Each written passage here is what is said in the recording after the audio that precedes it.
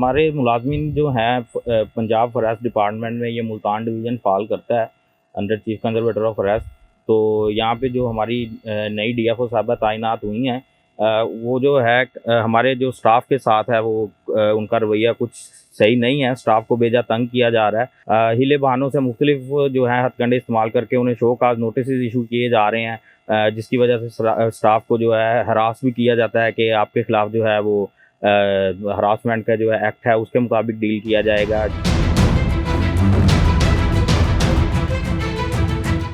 हम मुतालबा ये करेंगे कि डीएफओ साहबा ने जो दफ्तर में बेयकीनी और अपनी बद तहजीबी की अपनी पोजीशन बनाई हुई है उसको ख़त्म किया जाए और मुलाजमीन को तहफ़्फ़ुज़ दिया जाए।